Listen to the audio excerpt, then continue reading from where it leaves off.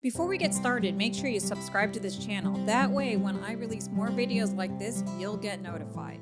So welcome to the show, Leslie. So excited to have you here today.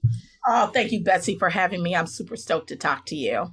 So before we get started, share with my listeners just a little bit about who you are, what your business is all about, and all that kind of stuff.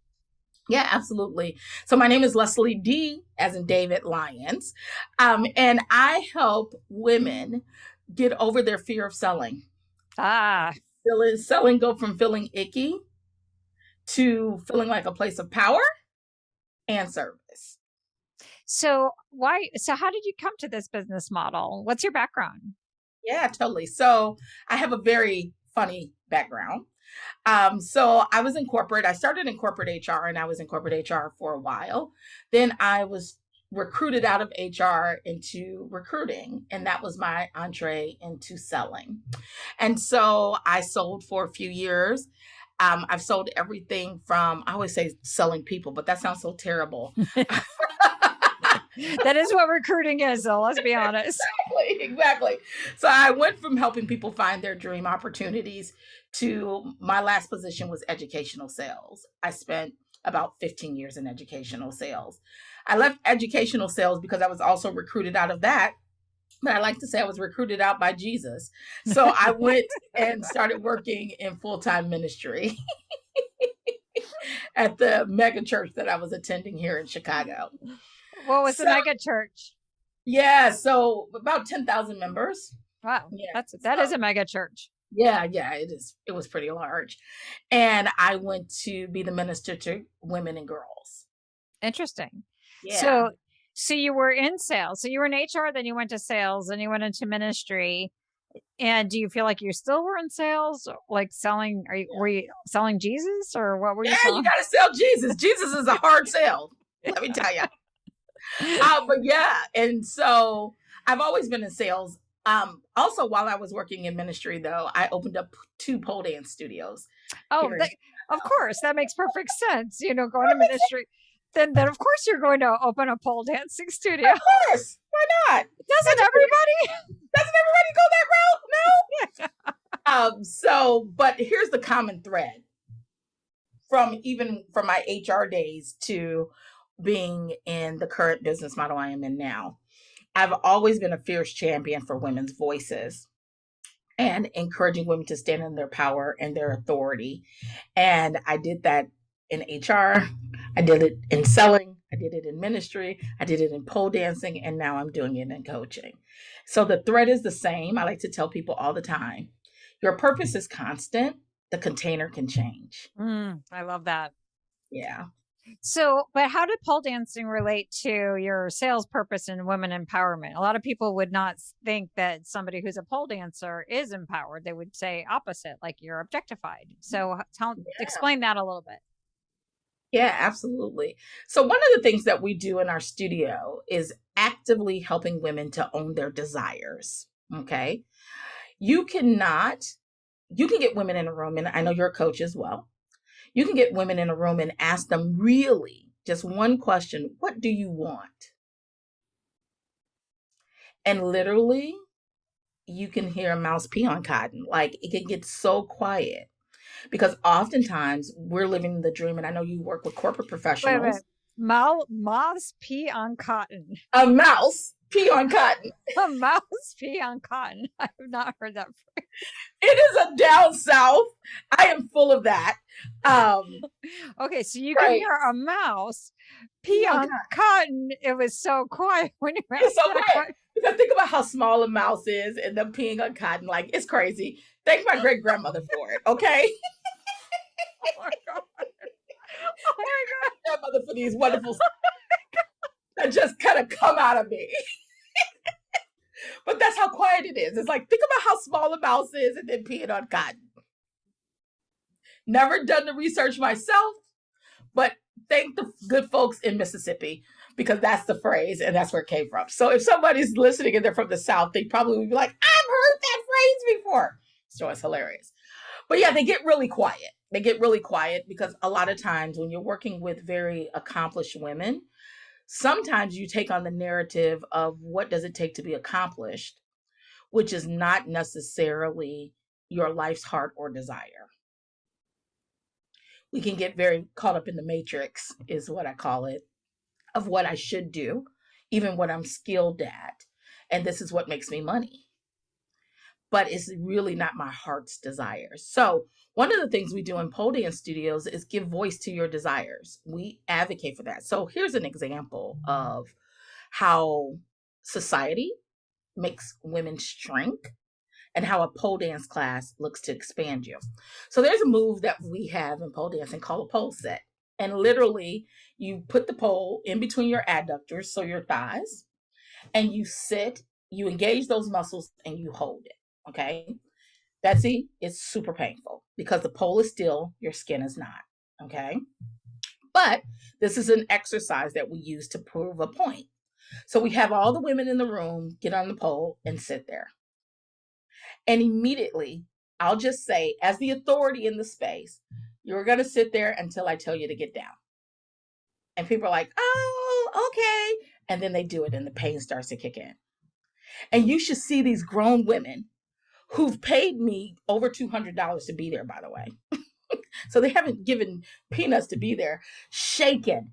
And they're like, you can see the pain in their face, but they won't get down. And the first person who finally says, F this S, I'm down, this hurts, we celebrate them, like all get out. And we're like, you could have got down 10 seconds into this by just saying this hurts and I'm not going to do it. Wow. And so many women have been... The mouse was just peeing on the cotton over here as I was responding to it. But yeah, so many women have been conditioned to just comply. Yeah. To please the authority. They want to please me as their instructor, right? Like we get into some of these habits where, and it's causing us pain. It's causing us great discomfort. But you have the keys to your own prison cell at any point. And it's your voice. And so that's an example of how pole is done in our space. And our space attracts a certain type of woman who is looking to build their confidence and also rekindle their connection to their sexuality. Let's be clear, because there's a lot of ways you could get your voice back. So if a woman chooses pole, there's this, I want to get my mojo going too. But they're often surprised that the connection to the mojo is also voice communication. What do you want? So I think if someone's listening, they would say, okay, I could see the pole dancing connected to women's voices, but how does this connect to ministry and sales? Where do you see the through line between, being a spiritual person and connecting with the body? Because a lot of people do not think that that would be a spiritual experience. And then how does getting connected to my body have anything to do with my ability to, land work and get paid what I'm worth? Yeah. So your voice is your voice wherever it is. If you cannot communicate your worth and value, you can surely bet that the world won't give it to you. You must advocate for yourself. And so I am always teaching women how to advocate for your gifting. It's really simple for me. In ministry, and when people say they don't see spirituality connected to voice or even the marketplace, if you will, I always say those are people who haven't read the Bible. Because God is very clear about sexuality. There's a whole book in the Bible, Song of Solomon. That's a hot book. Sizzling, Woo! titillating, right? So is my hair like a flock of gazelles? Oh, yes. Is it? Like, yes. Right? Is my nose like the Tower of Lebanon? Oh, you remember really well. Come on now. I spent 8 years in ministry. No, I didn't know that. Okay. Yes. I love that. So, so for people to make that assumption is one that is just not informed. Yeah. Is that so the vibrancy that we have as humans is God-given, but we have to communicate it because I typically work with women identified people. So that is conditioning. That is experience. that we have to break out of. So it happens in ministry. It definitely happens in corporate. I went to a reading last night it was a feminist group, and I went, and there was a conversation. There were a couple of attorneys in the room, a couple of MDs in the room, and they were just talking about all the mansplaining that happens in their environments and how often they comply just because it's not worth the energy, is what they said. And I was like, well, every time you are quiet, as Audre Lorde is saying, there's a piece of you that is dying. Mm. You need to find your voice. And I can help you. But you need to realize the power in your voice and in your presence. So for me, it's very clear. It's very clear to me. The consistent thread. It's just like, speak up. So you were talking before offline, you were sharing a lot about the difference between how men do sales and how women would do sales, and how sometimes like we adopt these more these practices that really aren't ours. Like, so how would you describe the difference between, is it men versus women, or is it just different kind of personalities? Yeah, I definitely think it's different kind of personalities, which is why the Enneagram is a huge part of my work, because that is your personality, is helping you find the strengths in your personality. But I definitely think sales has traditionally, we're talking about the profession of sales now, not the function of sales. Oh, okay. So there's a difference in your mind. Absolutely. Absolutely. The profession of sales is a game. Like it's and I like the game of sales. And so when I think about how men play the game of sales, it is very cutthroat. It is very like, whoever gets to the finish line fastest, if I got to trip you, I trip you. It's very much so. And I hate to stereotype, because that's what I feel like when I say this, but it was my experience. I worked in those environments. So I'm just sharing my experience. Very manipulative. Like, how can I trick you into working with me? How can I trick you into making a decision as quickly as possible? Yeah, so it's more like the used car salesman sort of archetype that has been prevalent, and there's a different way. Yeah, absolutely. It's not, and I also think it's how they view their clients. A lot of men don't think that their clients are educated and smart. Mm-hmm. Mm-hmm. They often think that they know what's best all the time, and that shows up in selling situations. So people often walk away feeling small or dependent upon the male sales rep. I think women have that natural ability, number one, to be empathetic.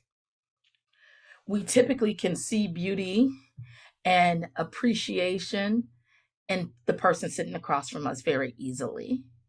We humanize people. Men can objectify you. You can become just a cog in the process to get to where I want to go. I think women have a much harder time doing that. And when they try to step into that game with that energy, that's when they get burnt out. Or for those women who are entrepreneurs, when you call them a salesperson, or if you tell them that their primary job is to sell, they're like, oh, no, that's beneath me. I'm not a salesperson. Right. I'm an engineer. I'm not a salesperson. Oh. Mm-hmm. I'm like, well, let me tell you something, Susie. You could be the best engineer in America, but if you don't know how to articulate your value and your worth, which is all selling is, you're going to be a broke engineer. Well, I think that's interesting. Like the people that I work with are consultants and coaches, and we are selling people not just to work with us, but we're it's actually, I would call it proactive advocate. I don't call it sales. I call it proactively advocating, because even in our work, we're advocating people to take action on what's in their best interest. We're helping and influencing them. Like in your pole dancing class, you're advocating for these women to find their voice. That's sort of a sales process, if you will, if you look at it from that standpoint. So if you're not good on the front end, you're not necessarily going to be as effective. Like, to me, they're all one and the same. I use the exact same term, advocate. with women because sales has such a bad rap. We relate really well to the term advocate because we have to do that. You advocate for your children's education. You have a special needs child. You're advocating for your health care. You're advocate. We understand that language and that word lands better for women. But So I think completely I think it's more like even just landing it. Like the example I have, like when you're talking about this, it makes me appreciate my dad so much more. So I grew up with, my family had a chain of shoe stores all around Chicago, and my dad was the best salesman ever. And before he died, he explained to me his sales philosophy. And here's why my dad was so good. First off, every person who came into his store were like his best friends. Like when he died, his entire funeral was filled with his customers and them telling how he changed their lives. But if a customer would come in and they would say, I want a heel of some kind, he would pay attention to their kind of like their style, but then he would bring something else in an opposing category. And so he would proactively recommend many different things, and the way that he would treat them when he was trying on their shoes, and how he would be paying attention to how they looked, and he'd give honest feedback. And and the women would just leave with boxes and boxes of boxes. And it's like, oh, I must have learned that, because people say I'm a good BD person. I'm like, I'm not a good BD person. It's just I get very focused on what's in my client's best interest, whatever that might be, and then I'll just stay laser focused on that. So it's like I'm not selling anything. I'm just saying I'm really focused, and if I'm not it, I'm not going to advocate for myself to be the fit for you. But if I am, I will. That's it. And because again, you're championing your customer's desire, right? Yeah. I tell a very similar story to your dad's story about Nordstrom. And my dad worked at Nordstrom. Their philosophy is that the bringing out the several shoes and all of the things. I share a story in my customer experience talks that I do, but really quickly, one of my girlfriend's dad was an attorney, and she always got him those white on white cuff shirts all the time for his birthday. And when she started going to Nordstrom's to get them, every year around her dad's birthday, they'd be like, hey, we've got your shirts. We got 3 or 4 of them. How many you want? We're going to gift wrap them. You can just pick them up. Major convenience, right? Well, of course, fast forward. One year they called and her dad had passed, right? And so they're like, it's your dad's birthday. And she's like, oh, no, my dad passed, and the crying of that. But then Nordstrom went the extra step, and they sent her a card, and they sent her this bouquet and just honored her father through her. It was this beautiful thing. And I talk about how we take sales transactions and turn them into legacy transactions. Wow. And so your dad was an example of a legacy transaction. Where, because not many shoe salespeople are talked about for generations and generations, but it's those experiences that people remember when you're a part of their lives, and you never have to hardcore sell again as an entrepreneur when you can build those types of relationships. But it is selling. Let's be clear. It is selling. And if people look selling, but it's advocating. So it's like, let's keep using the right word. I think you can say selling, you can say advocating. You are helping people to buy from you. Yeah. That is a sales process. Because it's in their best interest. Yes. And because they'll get value from the exchange. Absolutely. Absolutely. And so you can say advocating, you can say selling, whatever makes you feel better about what you're doing. Motivating, encouraging, coaching, guiding. Consulting, I don't care what word you pick for it. That's my whole thing. I'm like, but your heart has to be what you described. Yeah. And so you can't have the scarcity fear either. That's right. You can't have the scarcity fear. Maybe that's where it goes back to the faith part. Is like, okay, we live in the abundant universe, and God gave us strengths. We're supposed to use them, and we're not supposed to be all things, and we're in an abundant place. Maybe that's where it all kind of. It does for me. It does for me. And I think however people choose to relate to it, I think that if you come to a selling situation with, I want what's best for my customer, but I'm also advocating for my service. Yeah. This right here is top notch. Now, it may not be top notch for you. It might not be a good fit for you, but this doesn't change the value of what's over here. And that energy, and it's so funny, Betsy. I literally was watching Ryan Holiday, who is kind of like the modern pusher for Stoicism this morning. I love him. I love what he talks about. And he talked about a story with George Clooney. And he said that George Clooney was a struggling actor when he first started. And one day he had the epiphany. There was a mindset shift that he said to himself, you know what? These people need me. If they are looking for actors, without the right actor, the movie will be a flop. Without the right actor, they can't move forward. Without the right actor, this doesn't happen. That mindset shift changed the trajectory of his acting career. Wow. Because he showed up saying, I have value and worth. And they're lucky to be a part of this. So in the game of sales, there is confidence that is needed. So how do you get it? And how do you know what your worth is? How do you train your clients to own their worth and figure out what the right price is? Yeah, absolutely. So it starts with you. It starts with your innate, I call your values, your principles, your soul's fingerprints. Like I believe that each and every one of us came here with unique fingerprinting that makes you valuable.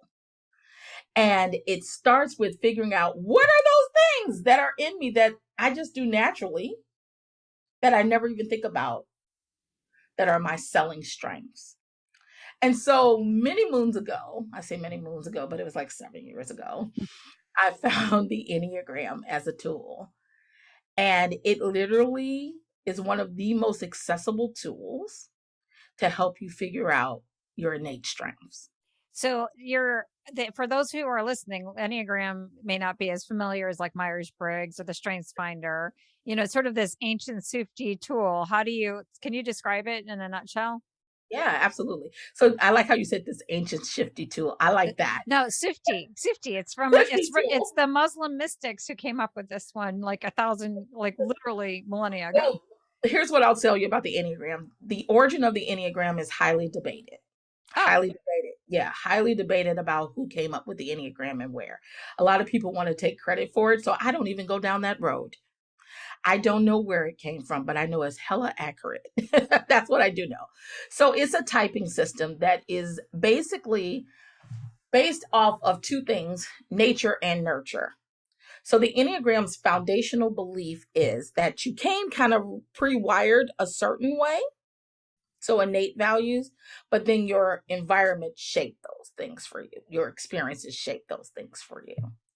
And so there's 9 different types, but they fall into 3 different buckets. I like to call them as thinking centers or brain centers: your head, your heart, and your gut. And if you think about how you make decisions, are you someone who would think things through? Like, do you need checklists and you would balance things out before you made a decision? When you think about how you approach a decision, are you someone who thinks about how other people will feel about it, or how you feel? Like, do you feel something first about the decision? Or are you just a visceral reaction, like, my gut told me to do this, I'm going with that? And so these 9 types are broken into those 3 categories. And it's really about how do you approach decision making, but at a very base level, how do you seek to get love and to protect yourself? So which are the 3? So which of the out of the numbers, so what numbers relate to which center?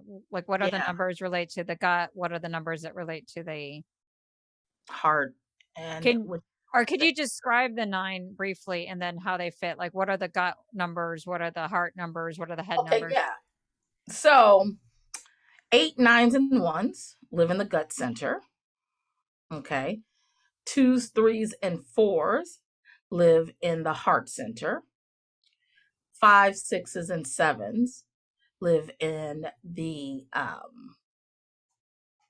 thinking center, your head. I had to point to my head like, yeah, Like they can see me. Head, shoulder. No, okay. Right. And So so each of those have a title. And I always say, if you want to nerd out on the Enneagram, there are other people out there who can do that for you. But I look to apply it immediately.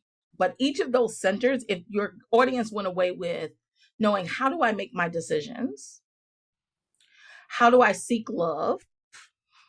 How do I seek to protect myself? Does that emotion come from my head, my heart, or my gut? And each of these personalities has strength and shadow. They have strategies about how they go about getting love and recognition and how they protect themselves. If you can realize, I always tell leaders, the two most important things you need to know to lead well is, number one, how you see yourself, and number two, how the world sees you. If you can lead yourself well, if you can understand your strengths well, if you can understand your shadow well, you can sell and lead. So I love the word shadow, which is so much to me more of a compassionate term, like weak. It's so different than weaknesses.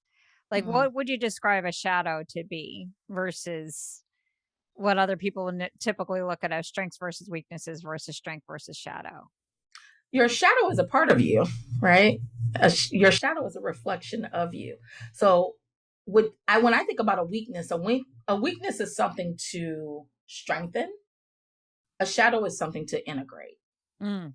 So for me, when I think about how I would cast a shadow, it would be because a light would be reflecting off of me and my shadow. To get rid of my shadow or to integrate my shadow, all I would need to do is line up with the light. So for me, it's about not getting rid of your shadow. It's about integrating it. It's about awareness. See, I think the Enneagram's a really important tool in some specific areas. If you're going to say, all right, so just for those who are listening, can we just like do a quick like round the world? Like the ones are the perfectionists. So they, Sure. can we just kind of like go do a quick around the world so we can talk about it a little bit more specifically? Sure. So it's like, okay, so we'll start with do you want to go in order? Do you want to go by the centers? What do you want to do? Let's just start with the ones all the way around. All right, so let's just go one. So ones are the perfectionists. You know a one because a one will notice that this picture behind me is crooked on the wall. Their love language is details. They see things, order is extremely important to them because in their programming, when they were little ones, they had to learn, my husband's a one, by the way, they don't ever want to be perceived as being bad. Okay, so they seek love by always seeking to be excellent, to be perfectionist. So if somebody's a one and identifies, what would be their sales approach and what would be a good approach for them selling wise? Yeah, attention to details. I know a one is going to make sure every T is crossed, every I is dotted. There won't be any surprises in that sales process. And then in terms of how they protect, like what's the impact if you're trying to, maybe start a business or land work, what would be your shadow? Like what would keep you from being the great salesperson that you could be, or the great advocate motivator? Yeah. And so if we're going to go this deep, we could probably just, because for time's sake, I could probably pick a couple of numbers from the gut part of it. So we'll do ones for gut then, if we're going to go that deep with it. So I'll how about this one? I'm going to give you some of my typical clients and you could say what you suspect their type to be. Oh no, that's terrible. That goes against all the Enneagram rules. It's fine. I cannot do that. Okay. So a lot of my clients they get lost in their head. They overthink. So a lot of my clients wind up in a couple of buckets. Like they either get into analysis paralysis or perfection paralysis. Okay, so they're probably ones. So we're probably in good place there. Yeah, or they wind up so so let's talk about the perfection paralysis that keeps people from selling or moving forward in their business over, that the perfection side, the analysis paralysis, constantly analyzing, and do I have what it takes? And then there's like a people pleasing component, like, oh my gosh, if I put my price out there, they're not going to like me anymore, or I won't be able to land the work. So can you just address those three? Sure can. And then give some direction of resources? That's perfect. Thank you, Betsy. So we're on the right foot with the perfectionist. So let's finish that person out. So that's an Enneagram 1. So you had asked, what's the pitfall? What do they need to watch for? It's being hypersensitive. Ones could be accused of being extremely critical. So in a selling situation, they have to be mindful of, let's say someone misspeaks. They use the wrong word to describe something. A 1 has the propensity to want to correct you and say, you meant to say. Or that really means this. They want everything to be good. So is this where they spend a lot of time of like, I don't like this color pink, of this hue of pink, I want that pink. And then they'll spend forever on their website with like the edits and the edits and the edits. Is it the same kind of scenario? Not with a 1. A 1 is very decisive. They are very decisive, but it must be right. So what they would say is, I asked for this pink, and they would notice that it was 2 hues off. Whereas me, I'd be like, that wall behind you is pink. They'd be like, actually, no, it's fuchsia, it's lilac. I'd be like, no, it's pink, right? That's what a 1 will do. Got They're it. very exacting. And so, but that becomes a problem in a sales process, because you will find yourself wanting to correct your client. And nobody likes a know-it-all. Whereas your attention to details is very valuable. I would trust you. I would feel good. Like, I don't have to worry about Betsy leaving anything out of this equation because she's so exacting. So one way it builds trust, but in another way, when you're in your nasties, it makes people feel like you're anal. Got it. Or you're a nitpicker. So ones need to be very careful that they don't correct their clients. So what about the analysis paralysis people? So that's probably a 5, which is known as the investigator. I'm just thinking, because they're very withdrawn. They're very in their thoughts, like they live in their thoughts. But 6s do too. That's why I'm like vacillating back and forth, because these are both head people. So of course they live in their head. So, Well, what would you recommend to somebody who is stuck in their head and it's like, oh, I can't give this proposal. It's not right yet. I'm not quite sure. And analyzing, or, take 4 years to launch a website because they just can't figure out the right thing. And, like, what would you say to somebody who's in that analysis paralysis and just recommending how to get out of it? Okay, so let's use a 6, because the more that I'm just intuitively feeling like this person might be in paralysis because of fear. A 6 is known as the loyalist. And this, you're a 6 if you have a backup plan for a backup plan. Like that 6 is, I often compare it to the mom, because I had a friend when I was little, her mother was this way. Her purse was whatever you needed lived in her purse. Like someone could be like, do you have a bobby pin? She's like, I'm sure I do. Anybody have a Band-Aid? It was like the purse of magic. Anything you needed, she had. But she had it because she was so prepared. She had thought of everything that possibly could go wrong, because her fear is that she will be caught off guard. That something will go wrong in this process that will catch her off guard, that will harm her. So a 6 might be caught in that analysis paralysis because they're trying to make sure they cover all their bases to make sure they're not hurt. Got it.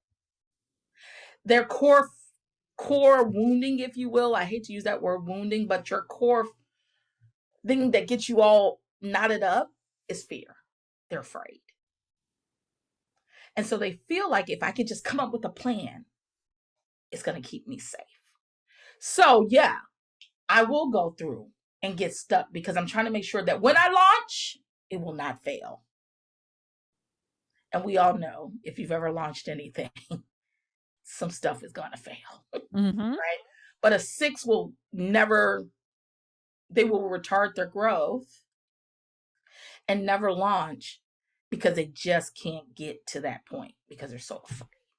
So how would you suggest them getting out of it? Is Just Yeah. act? So, yeah. No, because if you tell them just to act, they're going to look at you like Okay. it ain't that easy, right? Like, seriously. But also on the Enneagram, when you think about what I love in terms of accessibility, when you know your primary number, there's a pathway for growth and then there's a pathway of regression.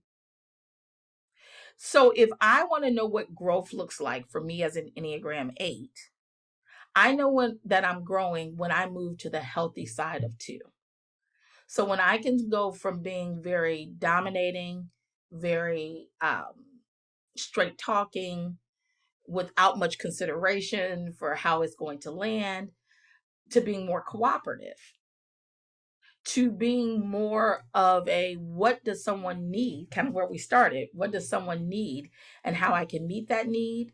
That's a clear way for me to know that I am growing. So it's not a So cookie cutter solution. It's just based on your type. It sounds like there's a lot of dynamic aspects to this tool that says, like, this is my custom path to growth. it is. So for that 6 who's stuck in their head, when they are growing, they start to take on the healthy side of 9s. And so 9s are in the gut center.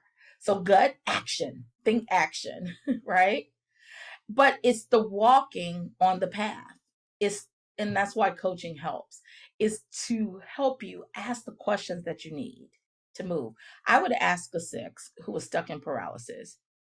I know you've thought about everything that could go wrong, but what could go right if you move forward? Mm. What could possibly go extremely well if you launched today? If you picked up the phone and had this conversation, if you met with this person who you want to work with, if you spoke to your spouse about the Disney World trip, what could go really well? So you go really deep in your sales coaching. It seems like it starts off with really understanding your strengths and then really understanding the dynamics of what gets in somebody's way is a big part in a very personal sort of way. It's not like you're giving generic principles. So even when I ask the question, like, well, how do you help people like stand in their worth and figure it out? It's there's not a generic principle per se. It's so custom. It's more generic around, this is your strength. This is how you might not, this is where you'll show up good. This is where you'll kind of show up, playing small. This is your custom path to what you need to do. It sounds like, is that my understanding you right? Yes. I do. I look at the person as the individual because everybody's journey is, as you know, is different. However, there is some high level principles that can be taught, but it just depends on what your needs are and how aware are you when you come to me is the question. So can we address the people pleaser real quick to put a bow on talking specifically as it relates to the Enneagram? And then can you pull us all back into say big picture, what are those big picture principles? Sure. So a people pleaser for me, when I think about a people pleaser, I think of 2s. They're called the helper. And 2s have this uncanny ability, Betsy, to look into your soul and see what you really need. It's crazy. 2 here. Oh, I didn't even know that. But that's crazy. So talk about yourself. How about you talk about yourself? What is your superpower? I see people. I can see into people.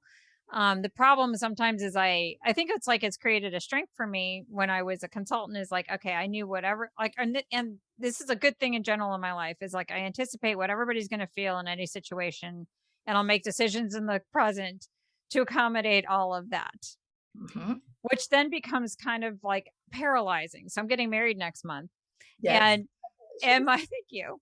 And I had a conversation with my fiance. I'm like, all right, I'm like really worried that I'm going to be worried about all these dynamics because, he's got grown kids coming, blending, families haven't met. And I'm like, I just need to sit down and we need to talk about every single person and what their trigger points might be. So we could have a plan of action against each one of them and what we need to do, and then at some point, I was telling my little strategy to someone and they were like, well, you do know you're the bride, so they're going to have to accommodate. I'm like, wait, I'm the bride. Like, oh, it's like kind of like when we were at the retreat last, like the idea of me being in the center of attention. And when we're talking about it, like, I know my growth is to 4. So when I think about like me taking a bigger stage, I Mm-hmm. know that it's about, I have to be in the spotlight at some point. Like I hide behind my content, or I hide behind my clients, and then I sabotage myself through relationships that are not mutually beneficial. I do the 80-20 relationships. Absolutely. So I do 80-20 in my business partnerships. I do the 80-20. Like, you bring this little thing and I think we're 50-50. And it's like, you're over here, you're giving nothing. So it's like it's constant sabotage from that standpoint. I haven't really done that when I've landed work, because I have so much of this other philosophy around, the value and the equitable, but how I handle other things. So I know that going up on a stage where it's my story, Mm-hmm. where I'm showing up, like, this is where you fascinate me. I'm like, I just want to I love 8s. It's like, I love 8 so much because my daughter's an 8. Like, I Oh just, yeah. and it's like, I know, and my fiance is, I think, at 8 with a 7 wing. It's like, Okay. I love people who take charge, because I'm like, Mhm. then I can relax, but I know I'm supposed to go to 4, and I know I'm supposed to take a stage, and it's not about my signature talk. It is, and it isn't. It's about that, but it's also like learning to be in the spotlight. Yeah.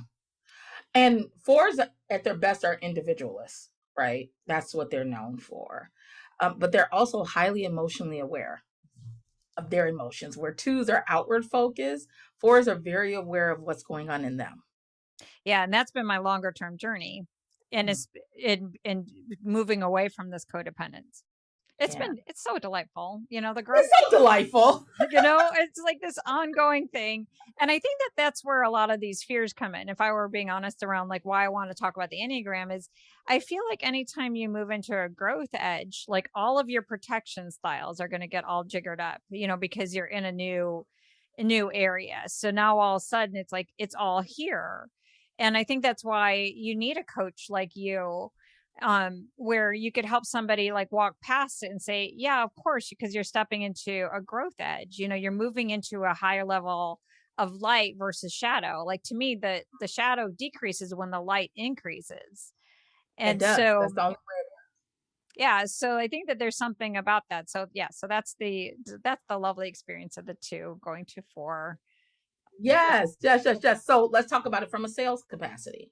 So because 2s can see you, your deep, real need, and then can adjust to accommodate it, that's a salesperson's dream. Like, to see your need and then give you what you want, the shortest sales cycle ever, right? Oh no, it's my sales cycle. Well, I don't know, depending on how you do it. I do all custom proposals because of that. Okay. Because Okay. I don't know how to, do like, I've tried so many times just to like, oh, I'll have a set package, because that's what they tell you to do, and put the set number. But it's like, well, everybody's different.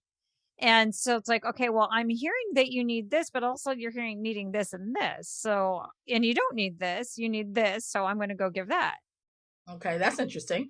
Um, But it doesn't I necessarily mean it's super long. I mean, my sales cycle is relatively short, but I I bet it is. but I settle into 3. I know I'm going to do at least 2 to 3 meetings for each client. If I'm going to do Okay. an intro call, and how I train people in my sales process is just settle in that there's going to be at least 3 phone calls. There's going to be your intro call, then you're going to be working on a custom proposal, because you're going to be thinking about what's best for them, and then there's the presenting it. But I tell people when I do the proposal, I'm like, we're doing a co-creation process. We're going back and forth.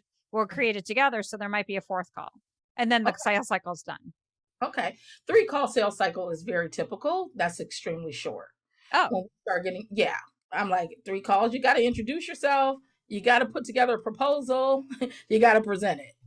Like, so I'm like, your sales cycle is spot on, Betsy. Like, it's people when it's like, this is the 5th, 6th meeting because you didn't find out who the decision maker was in meeting 1. got it. Okay. So then my Yeah, sales cycle's really small. it is. It's concise. That's good. That's good. The only thing that I would offer you, if you ever want to get out of the everything is custom, because that's a lot energetically without going, because clients may be listening to this. So I'm just going to leave it at that. That's a lot energetically to have to custom. I just wonder if there's an opportunity to have a set program that you sell or options that you sell. And then maybe there's an upsell based off of what they need, but Yeah. not every single proposal being like. No, I have a set program. Don't get me wrong. It's just that I have a set program, but then, you know, like, so let's say my brand messaging is, this is like a 2-month kind of program. Okay. But some people might have a business where they've already started, so they're working on that and they need help landing clients. So I might add in like, okay, we could do that, and we'll add that one because you need both of them. Because so it's really kind of a customization, a minor customization. The core is the same every client, but based off of what you need, there's a couple of other options I could give you. Yeah, like Okay. I don't change everything unless Okay. I send. But I would leave it open, like for the majority of my clients get the best results on the brand messaging is when we do it in a weekly kind of scenario. I've tried shoving it into a VIP day, but it doesn't really work because when you're figuring out like your brand, it's like you need to do a little bit of work and then you need to like a little bit of space. But if I had a client, let's say, came to me and said, all right, I got like, you know, my brand's mostly set, but I just need this. And it's like, okay, maybe I'll try a VIP day for you. I don't always do that, but I'll try it out because my gut will tell me, you know, or it's like my intuition is saying like, yeah, I think this could kind of work. And then I'll go with it. You know, like I'm not super rigid on it has to be this particular way. So I don't know if that's like a 2 with a 3 or if I'm a 2 with a 1. I don't know. No, you would definitely be 2 with a 3 based off of what you just described, because a 1 wouldn't care about that. A 1 would say there's a process to do this. There's a right and a wrong way. Oh, okay. So The 1 would be there's a right or a wrong way to do this. I was on a call earlier with a woman who is getting ready to pitch a B2B project. And she's also in branding.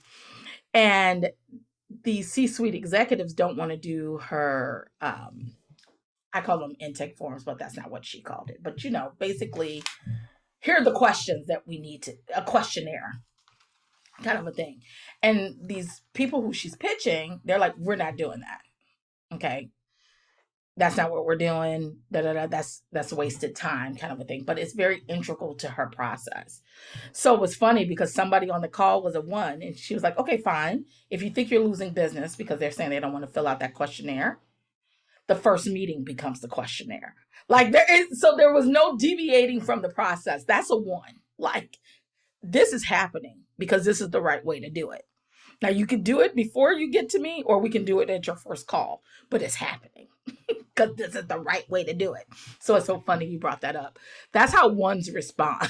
Oh no, I would do that. Like but it's like, there's more than one way to skin this cat. I'm like, okay. Not to a 1. But I mean, my process will be the same. Like with my client, like I have one client now who's like pushing back on the ideal client. I'm like, too bad, so sad. You have to figure out your ideal client. There's no copy to be written if we don't do it. I'm not saying it in my head. I'm like, too bad, so sad. We're going to do an ideal client because there's no other way around it. If you don't know who you're serving, you know, like a great business is not going to have a spotlight on you. It's going to have it on the client.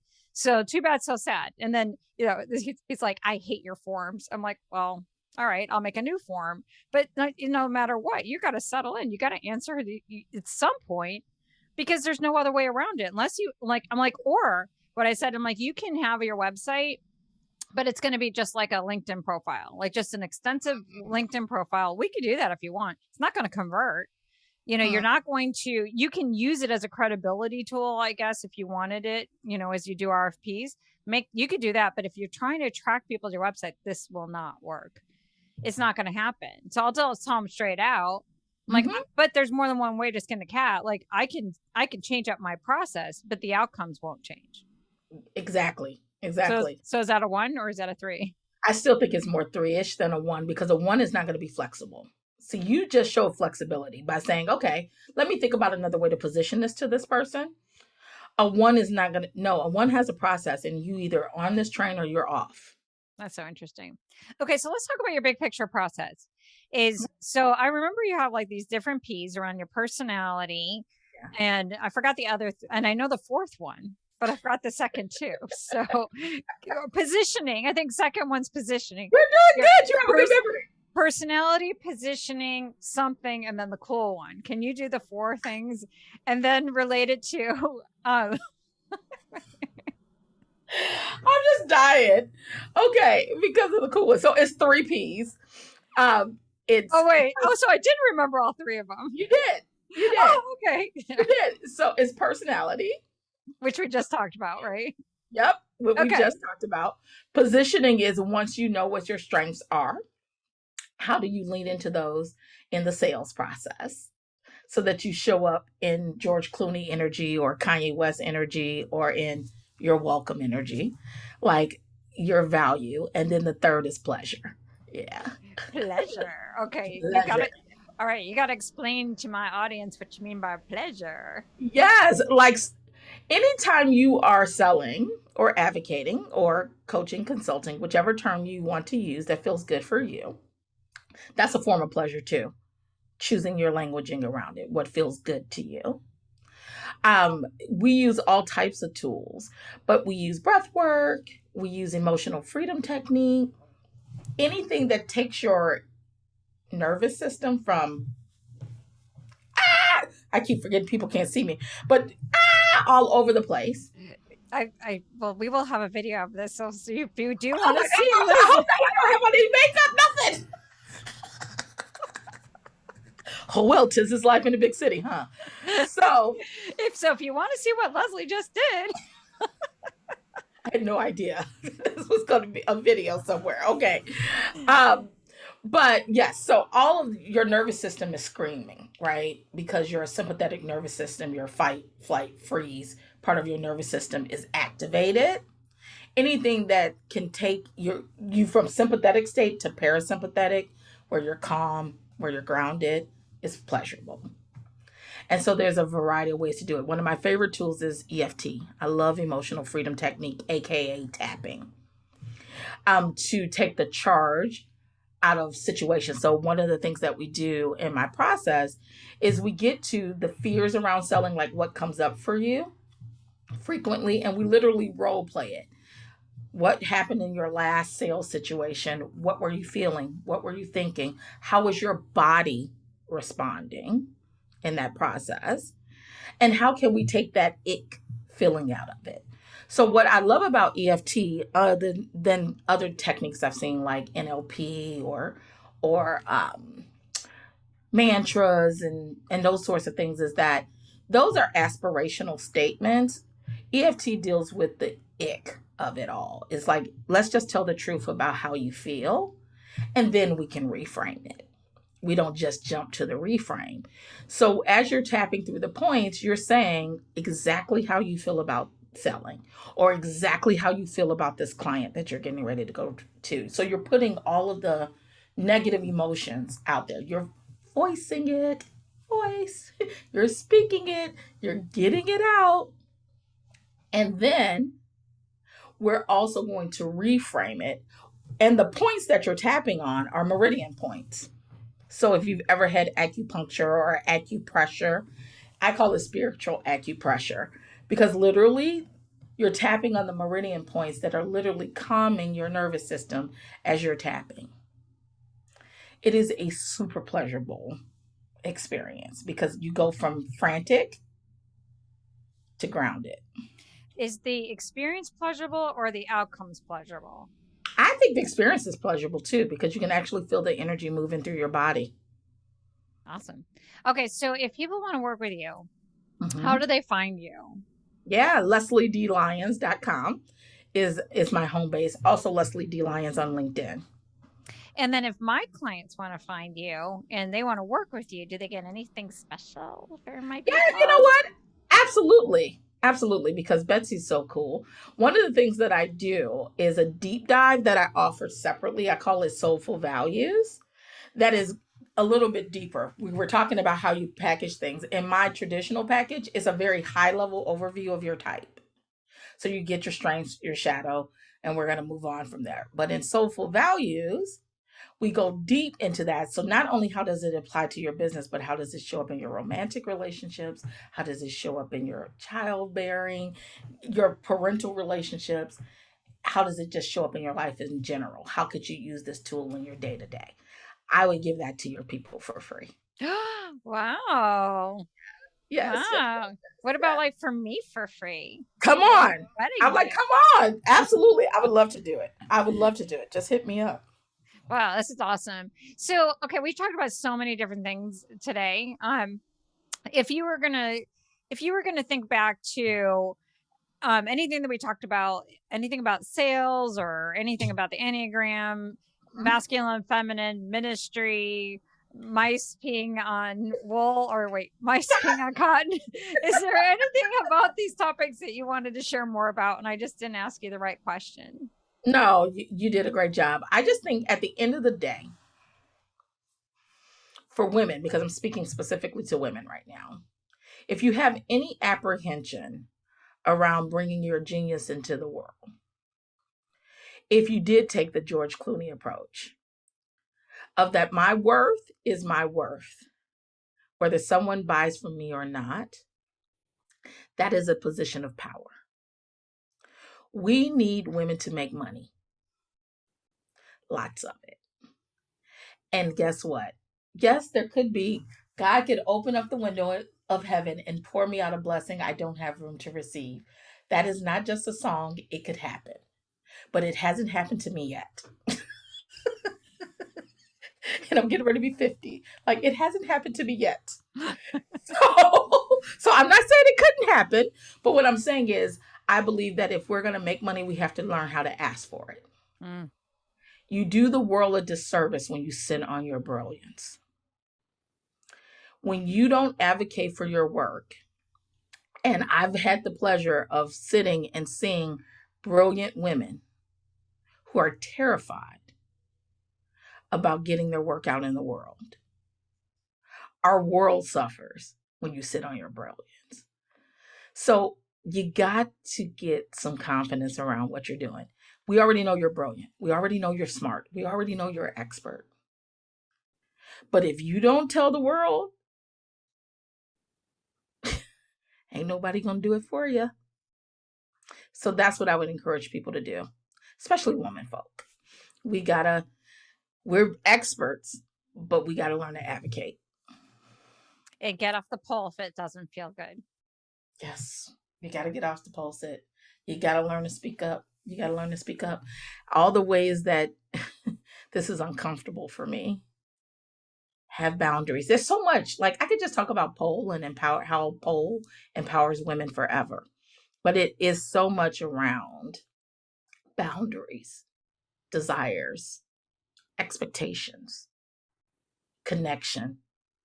I always say people love to talk about telling women, oh, well, listen to your intuition. But no one is giving women tools. I'm not saying no one, because there are people out there who are. But in the conversation, no one's telling you how to tap into that. The way is into your body. That, I think that's what's different about what you're saying, is that it's not about believing in your worth, it's embodying your worth. Oh, I love that. Yes, you said that perfectly. I think that's why you're the branding expert, because you just summed that up perfectly. It is. My framework is called the Embodied Sales Framework. Shut up. I didn't even know that. So we're totally aligned. You talk about positioning, so do I, and personality. I don't really talk about pleasure though. So maybe it's because I have like that pole stuck up, like somewhere else. And I sat on it the wrong way. But it is about embodying.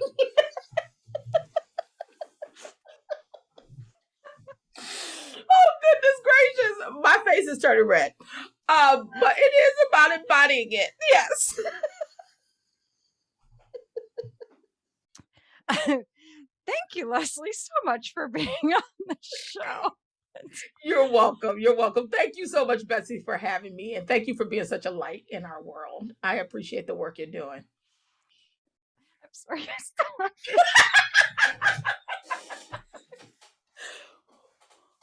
Okay. Thank you so much for being on the show. This was so much fun.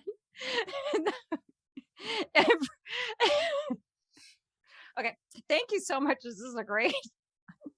I'm just going to let the team do whatever they're going to do to wrap this up. Amen. They'll close it out. All right. Betsy, you're a rock star. Thank you again. This was so fun. I'm like, out of all the interviews you had today and yesterday, I'm sure you did not laugh as hard as you just did now. Mm-hmm. So that adds the joy to your day. And that's one of my goals. My pleasure. It's been my pleasure, Leslie. I love you, Betsy. That's so awesome.